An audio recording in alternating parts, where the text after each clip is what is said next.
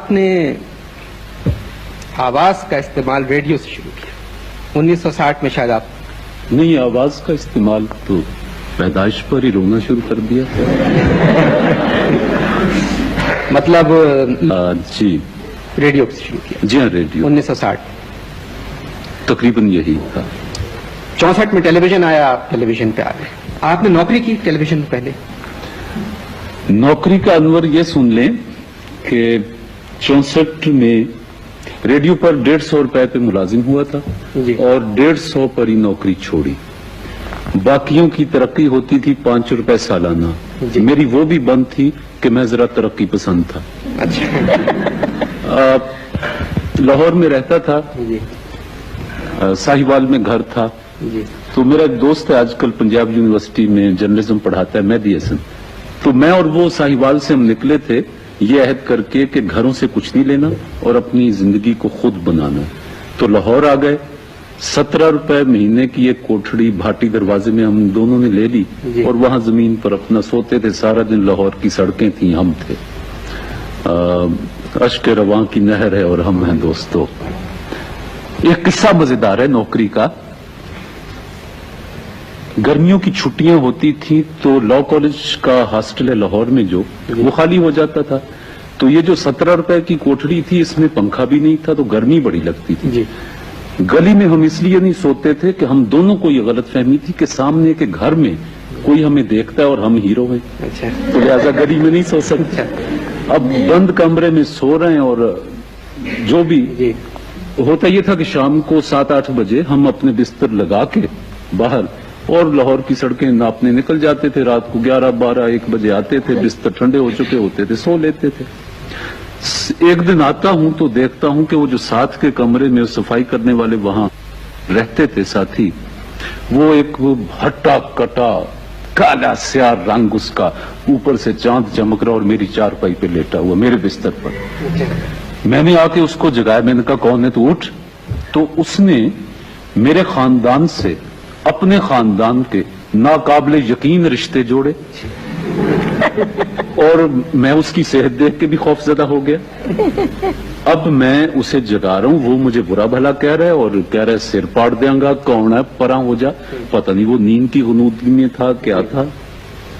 اب میں law college کی وہ ہاسٹل کی سیڑھیوں پر بیٹھا ہوں اور سوچ رہا ہوں کہ باری تعالیٰ اس لاہور میں فاقہ بھی کر لیا، سڑکوں پر بھی گھوم لیا، ہر طرح کی سختی اٹھا لی، آج مجھے گالیاں بھی، باقاعدہ گالیاں جو ہوتی وہ بھی پڑ گئی ہیں، تو میں بیٹھا اب سوچ رہا تھا۔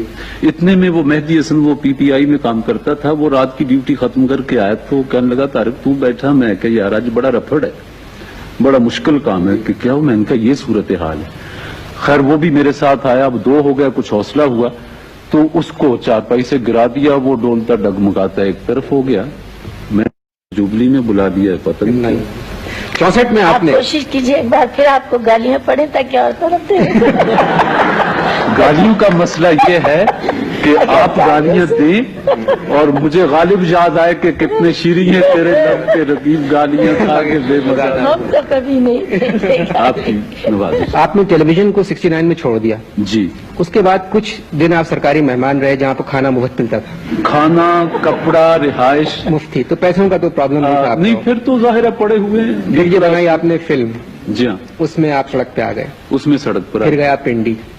پنڈی اچھا سے ایک آپ- بات کی وضاحت کر دوں جی کہ یہ سرکاری مہمان میں کسی اخلاقی جرم میں نہیں ہوا تھا، اچھا ہاں یہ کچھ نظریاتی نظریاتی جی جی۔ تو پھر آپ پنڈی گئے، ہاں جی۔ وہاں سے کراچی کے جو جی ایم ہیں برہان صاحب ایک پارٹی میں مل ملے۔ گئے تو یوں گفتگو ہوئی، تو اب یہ مجھ سے محبت تو سب کرتے تھے کہ ہمارا پرانا ساتھی ہے لیکن دماغ خراب ہے، کبھی کہیں جا بیٹھتا ہے، کبھی سرکاری مہمان بنتا ہے۔ تو میں نے کہا جی کہ ایک کوشش کی تھی کہ فلم بنا لوں، ادھر کوئی اپنے پیر جما لوں، سڑک پر آ گیا ہوں، مقروض ہو گیا ہوں، تو آپ ایسا کریں مجھے کراچی کا ایک ٹکٹ دیں اور وہاں کوئی کمنٹری، کوئی ڈرامہ کر لیجئے گا، بہانہ بن جائے گا، میں کراچی میں ذرا فضا بڑی ہے تو رزق کی تلاش میں کراچی جانا چاہتا ہوں۔ اب پھر نیلام گھر یہاں سے شروع۔ یہاں یہ پلان کر رہے تھے، یہ واقعات اور حالات کبھی کبھی یوں سنک کرتے جی۔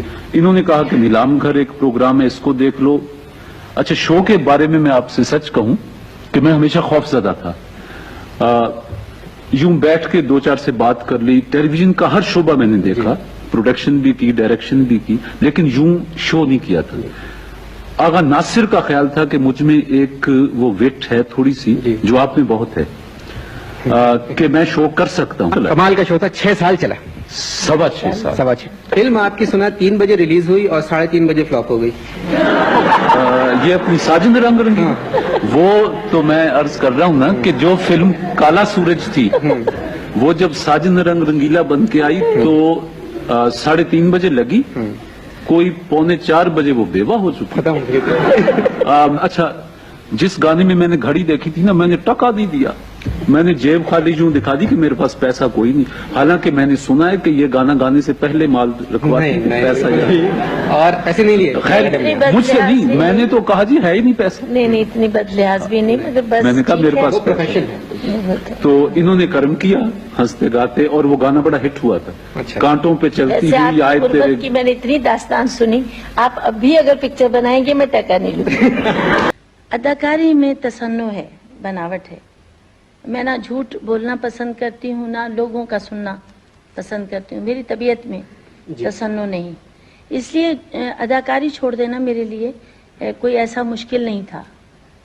मुझे हालांकि उसमें बहुत इनामात मिले, एक्टिंग में भी मुझे इनाम मिले, बॉम्बे में भी मुझे जीनत पिक्चर का, उस वक्त वेनी पेपर निकलता था, उन्होंने अवार्ड दिया बेस्ट आर्टिस्ट का, मगर वो इतना मुश्किल नहीं लगता था, छोड़ दिया।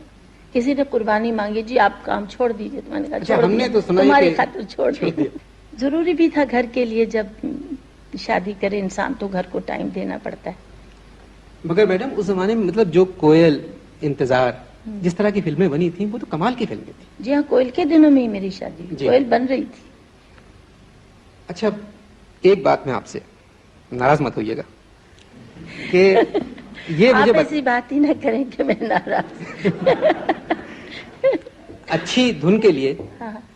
अच्छी आवाज जरूरी है जी, ये बात मानती हैं? बिल्कुल।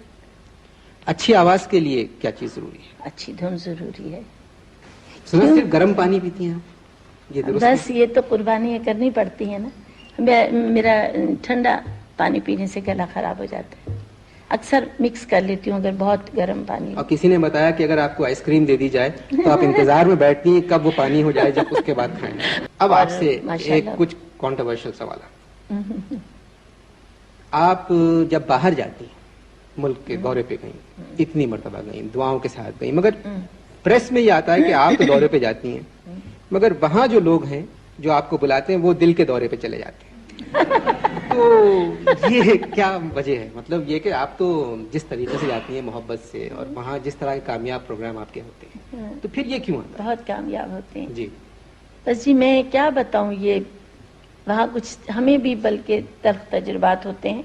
बाहर ले जाकर कुछ लोग इतने ज्यादा बदल जाते हैं, पैसे वैसे नहीं देते, कुछ इस तरह की हरकतें करते हैं और बदनामी, आपस की उनकी लड़ाइयाँ हो जाती हैं।